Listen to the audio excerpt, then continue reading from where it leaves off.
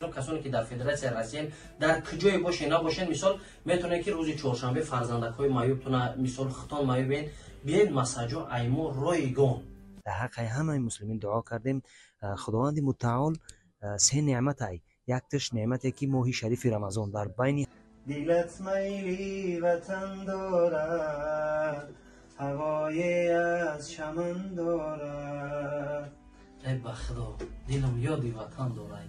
شاید بنده ما یا بنده که عبدالله جان یگان تا خفه کرده باشم یا یگان وقت یگان تا گپی پس بلند گفته باشم یا سر قر مونده یا نسبت یگان تا یگان غیبت یگان چی کردگی باشم. دوستان عزیز از همه د احترام خواهش میکنم ما را بخشین. روزهای چهارشنبه ما ایوبا را خواستیم که رایگان مساج بکنیم، مساجای مانوالی مساجی مثلا خیلی با دکتر جان الحمدلله خودش گپ میزنه مساجا را که تا شما واقعا نمیدونم.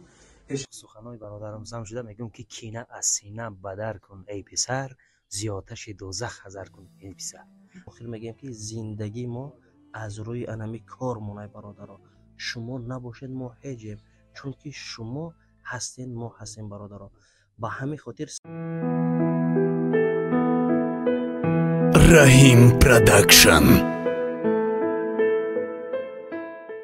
دقت دوستان عزیز، برای اومد ماه شریف رمضان دلشما بین اولین عکس اخچه اعلان کرد. دوستان عزیز در عکس های دلشما بین چی میداره؟ یکم هست پروژکتور دوستان عزیز، اینا کینوتئاتر میگن. اینا میگیری زندگی 360 گرادش تا میخره کینو را در تنه دیوال میمونید تماشا میکنید، دل خود چیزای در کاری. نرخش 5200 روبله دوستان عزیز. نگفته نمونه در روز سید جمعه دلش موبیل یک نوشنیک یک چخوری تلفن پدرکه میکنه. اینا امروز اکسیو همین تلفن یکم سر میکنه و تلفن سامسونگ A14 نرخش 14500 روبله. دیوم باشد ردمی 12 نرخش 17900 روبله. سوم باشد ریالمی 11500 روبله نرخش دوستان عزیز. سامسونگ M53 نرخش 27000 روبله. دوستان عزیز تلگرام دلش ما در کامنت ذکر کردگی نمره رو در روی اکران زنگ بزن بیا اینو رحیم توفه رو بگی بر برادرم. به نام خداوند بخشنده و مهربان. السلام علیکم و رحمت الله تعالی و برکاته. برادران هر جایی که هستین تنصیحات و خانه آباد باشین. همه مسلمان ها را به آمد ماه شریف رمضان تبریک و مبارکباد گفته فقط برای شما تنصیحاتی خواهم. به چه خاطر؟ به خاطر که اگر که سلامتی نباشد دیگه کل مال دنیا در پیش هیچ از همه نعمتی پرقیمتترین این چیه سلامتی است برای شما خواهانم. امروز الحمدلله جمعه بود، این ما نماز خواندیم، در حق همه مسلمین دعا کردیم. خداوند متعال سه نعمت ای یکتش نعمتی که ماه شریف رمضان در بین همه ماه ها شاه ماه ها است و دوم نعمت این روز جمعه است که امروز ما و شما قرار داریم در حق یکدیگر دعاگو باشیم و سوم نعمت این شب قدر است که ان شاء الله بهترین شب ها است در ماه رمضان. خدا خواسته باشه اگر جانمون سلامت باشه شب قدر میبینیم و دعاگو باشین در حق یکدیگر. امروز خطی رحیم جان الحمدلله باز هم جمعه را خواندیم. حالا سخنی شیرین شکربار در رحیم جان میتیم بهر شما و ما و شما یک چند گفتنی های داشته باشد. بارک الله. السلام علیکم دوستان عزیز، امیدوار هستم تنصیحات خانه آباد هستین. چخلی که یکی عبدالله خیلی کرد ما هم در گپ های یکی عبدالله جان شریک میشم و یک چیز گفتنین دوستان عزیز که آمد ماه شریف رمضان این شهادت آن هست که به هر یک مسلمان وقتی که خداوند این چیزا آورد و کدام خاطر دوستان عزیز که این برای سلامتی خودمونه هم برای صاحب خودمونه برای همه چیز. دوستان عزیز ما در این روی اکران چی گفتن دوستان عزیز که ماه رمضان ماهی هست که باید ما یکدیگر را ببخشیم، چی کینه چی غرور چی گپای بین یکدیگر باید ما همه شب پشت سر کنیم.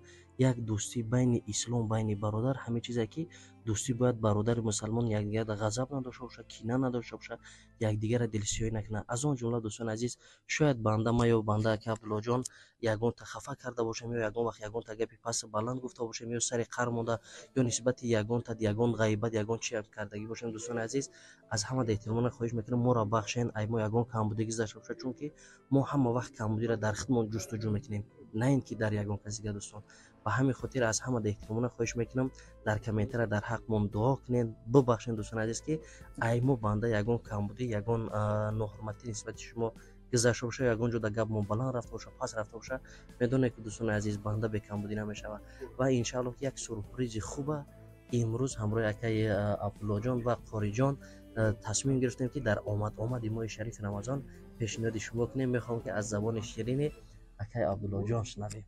سلامت باشین برادر عزیز از من. منم در سخنهای برادرم زم شده میگم که کینه از سینه بدر کن ای پسر، زیاتش دوزخ حذر کن ای پسر. همه این کینه و کبر و غرور را بدر کنین در این ماه مبارک، در این ماهی که باور میکنین دیگه اگه یک ثوابی که ما میکنیم اجرش فقط خدا خودش میدونه که چند قدر ثواب مینویسه در نامه اعمال ما. ما هم هر چیزی که پیشنهاد میکنیم بهر برادرها و بهر هر یک فردی که مثلا ما را احترام میکنه، او چی است؟ او یک چیز خوبه باشه که فردا برای ما، مقصد که میگه شاعر میگه که رسم دنیا در همین است، آن که آمد رفتنی است، لیکن بعد رفتن نام نیکش در زبان ها ماندنی است. فردا بعد از رفتن من، بعد از رفتن رحیم جان، بعد از رفتن شما از این دنیا بگن که فلانی بینهایت شخصیت خوب بود و کارهای خوب را انجام میداد، کارهای نیکی میکرد، نه اینکه از رفتن ما شاد بشوند. فهمیدیم برادران؟ باز انشالله ما دکان میریم، او سورپرایزی که رحیم جان گفتن خدا خواسته باشه برای شما تقدیم میکنیم که او برای هر یک شخصیتی که مثلا گرفتاری همین چیز هسته لازم و ضرور است. ما همین را میخواهیم که یک اقدامی نیک پیشه بکنیم بهر برادرای خود. خب انا که انشالله با سخنی شیرین از زبان رحیم جان میشنویم. یک چیز دیگه از زیاد شب برای برادرها برسانیم.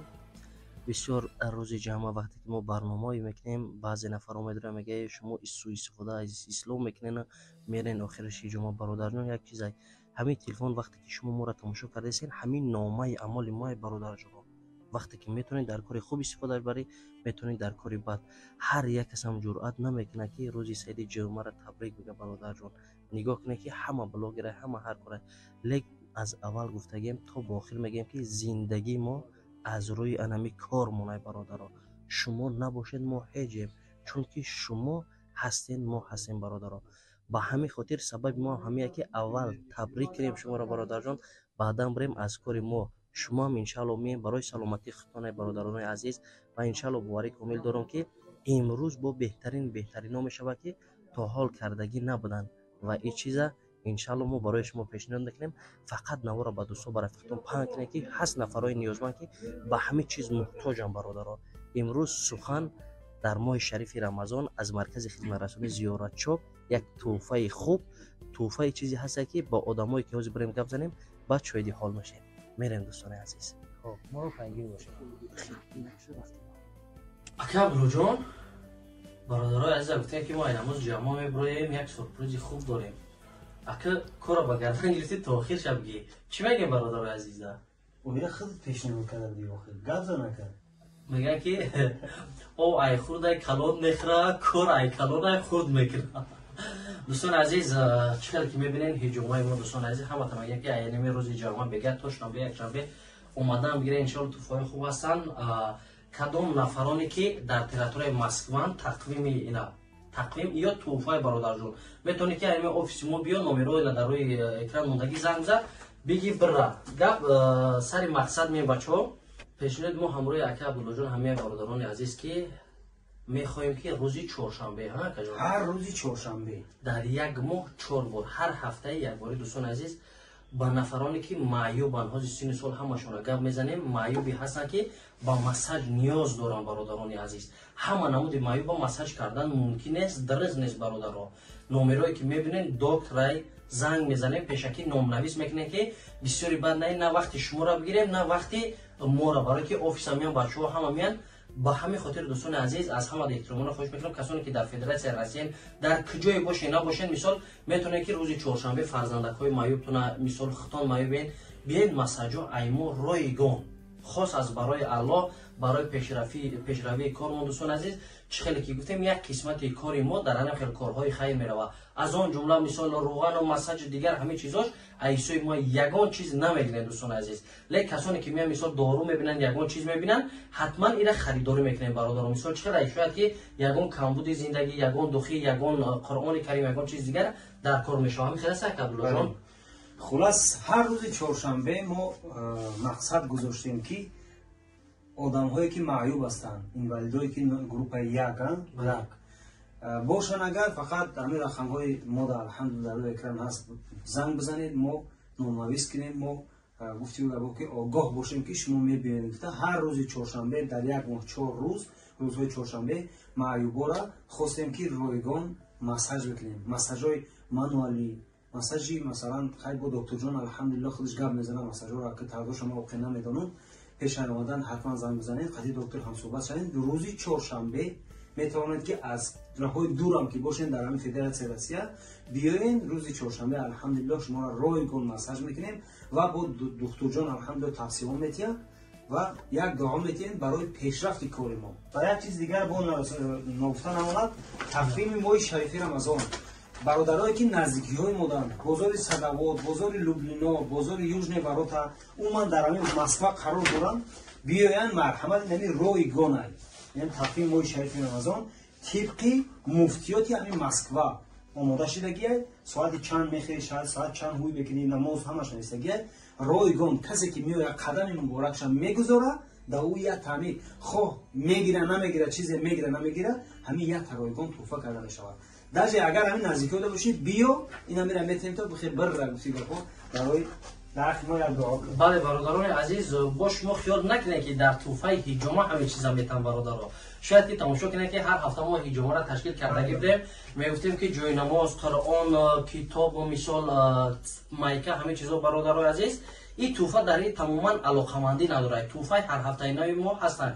Иншоалло то ид то саршави моҳи шарифи Рамазон ҳамин майкаҳои сабр ина чӣ ки таъриф тусай дӯстони азиз ина ҳамин майкаҳои сабр дӯстони азиз меравад. ин туҳфа аст бародарҷони азиз, ин падарка касоне ки ҳиҷома мегирен намегирен занг бизанем бием бигирем дурем бародаро.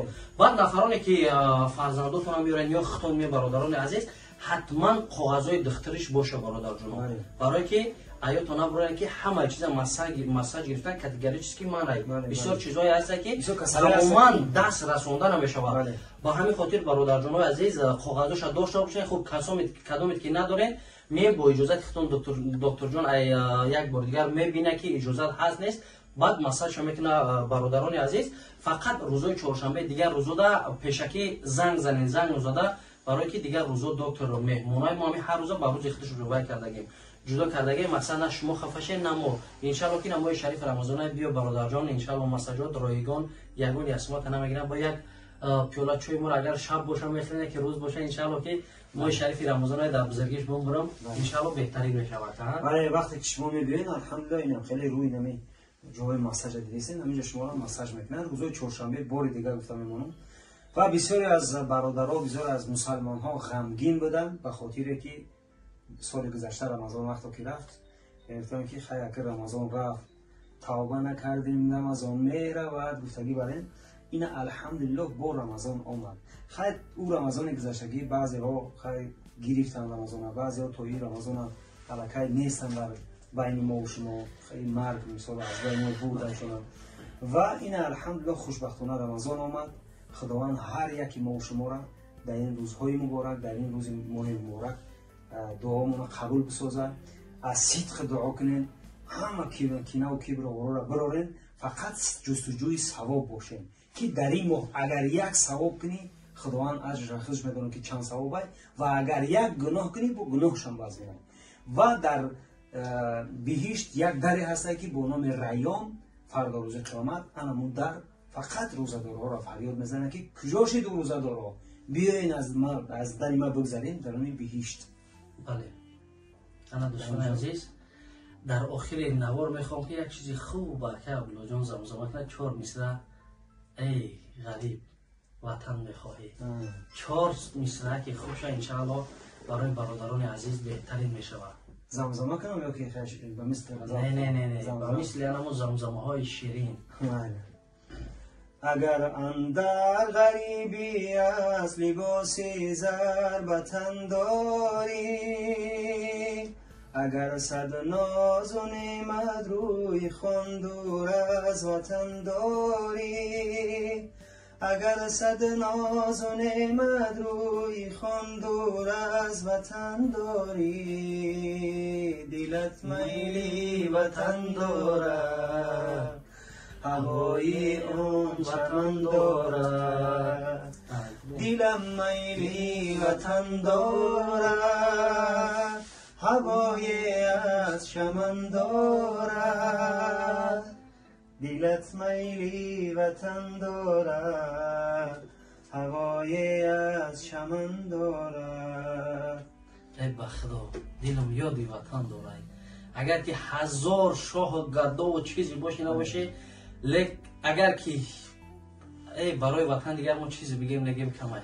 اگر اسکندر باشی جهان را سرور باشی، اگر از مشکل غافل بسر تاج سر باشی، اگر در ملکی بگانه چو تاج بر سر باشی، دلت میلی وطن دارد هوای آن چمن دارد. های در زبان جرم یک چیز برادر جان عزیز که میگه که هر که کاری خشک نه برادران عزیز، به همین خاطر یگان کس مثال جای یگان کس گرفتن نمیتونه، یگان کس هم نمیخواد جای یگان کس گرفتن. هر یک کس خداوند مهربان برای یک چیز خوب میسر گردانده. یکی آواز شیرینی داره، یکی تلاوت خوب میکنه، هر کس یک چیز داره. فقط الله را شکر میگم که خداوند ما را بنده های مسلمان آفریده در روی روز هممون هدایت کنه. دوستان عزیز، در آخر امیر گفتن دوستان عزیز مرحمت به دکان ما حاضر شین. در ماه شریف رمضان هم دکان ما کار میکنم، محکم نیست برادر جان، تمام وقت میتونه که انشالله بیای به دکان ما. در ماه شریف رمضان شما میتوانید که بعد از نهاری بیایید سحر، وقتی که انسان به خاطر میتونه تا بعد از نهاری بیایید تا ساعت 11 12 و بعد از خودان میشه که بیایید انشالله بعد از تراویح انشالله ما 12 24 ساعت کار میکنیم اینجا دکان ما. باقی در امان خدا باشین.